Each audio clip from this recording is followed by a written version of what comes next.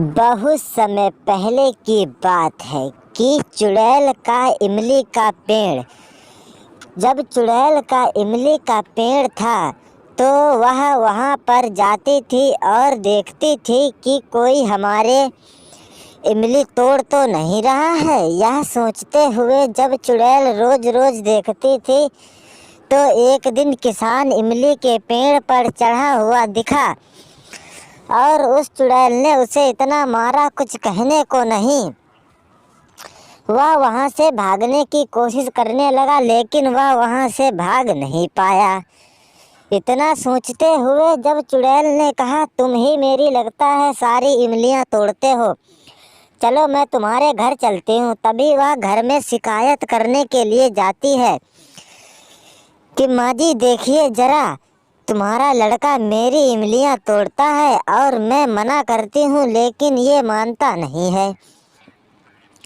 यह सोचते हुए माँ ने कहा, अरे इमली तो खाने की चीज़ है तो वो तो तोड़ी ही जाएगी। इतना सोचते हुए चुड़ैल ने कहा, अगर मेरी बात नहीं मानी तो सभी लोग पछताओगे। यह सोचते हुए वे कहते हैं, ऐसा क्या है जो हम पछताएंगे। उसने कहा, ये तो हम खुद नहीं पता कि हम क्या करेंगे क्या नहीं, लेकिन सबको पछताना पड़ जाएगा। इतना सोचते हुए चुड़ैल तो कहती है, मैं तो चली हूँ। और चुड़ैल वहाँ से चली जाती है। उसकी माँ उसे समझाती है कि बेटा आज के बाद उसके इमली के पेड़ के पास मत जाना, वह चुड़ैल बहुत ही खतरनाक है। इतना सोचते हुए उसने कहा, ठीक है। और जब घर में राय सलाह हो गई तो बाहर उसने पुलिस में जाकर कंप्लेंट की। वहाँ सरपंच भी आए।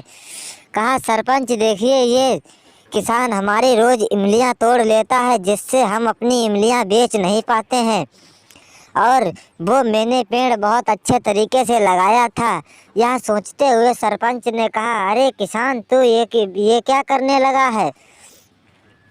पुलिस वाले ने कहा, सभी लोग चुप हो जाओ वरना मैं गन से सबको उड़ा दूंगा।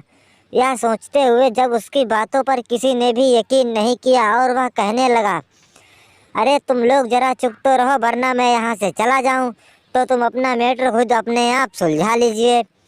यह सोचते हुए उसकी बातों पर किसी ने यकीन नहीं किया और वह वहाँ से उठ कहता है, मैं तो चला, और वह वहाँ से चला जाता है। तभी चुड़ैल कहती है, मैं भी जा रही हूँ।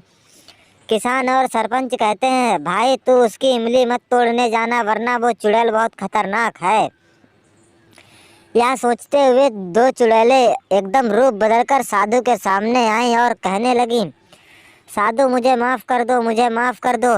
यह सोचते हुए साधु ने कहा, मैं तो यहाँ हूँ, मैं तुम्हें कैसे माफ़ कर दूँ।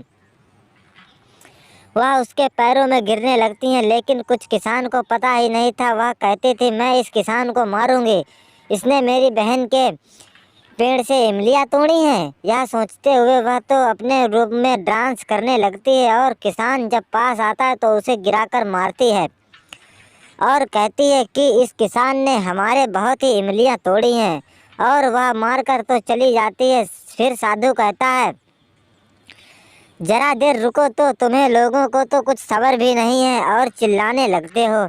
इतना सोचते हुए चुड़ैल ने जब रूप बदलने चालू किए तो वहाँ पर एक चिड़िया भी आई जो कि उसने भी इमली का पेड़ देख रखा था। यह सोचते हुए चिड़िया कहती है, हेलो हेलो हेलो, मुझे भी इमली खानी है। चुड़ैल ने कहा, तुम्हें इमली खानी होगी तो हम तुम्हें इमली खिला देंगे लेकिन हमारे पेड़ के ऊपर मत चढ़ना। इतना सोचते हुए चिड़िया कहती है, अच्छा ऐसी बात है। वह भी नीचे गिरकर बोलती है, अरे ज़रा सभी लोग तो उठिए तभी तो मैं इसके पेड़ के ऊपर चढ़ूँगी। पेड़ तो बहुत ही अच्छा दिख रहा है मुझे, अब तो मुझे चढ़ना ही पड़ेगा। इतना सोचते हुए चुड़ैल ने जब एक ही अपने फैसले बदले और कहने लगे, अरे अरे ऐसा कुछ होता है क्या। और यह सोचते हुए चिड़िया भी कहती है, चलो मैं तो चली, इमली तो अब बहुत खा चुके। और वह सोचते हुए दोनों चुड़ैलें वहीं पर रहने लगीं और खुशी से जीवन बिताने लगीं। अगर आप लोग हमारे चैनल पर नए हैं तो प्लीज़ हमें सपोर्ट करें।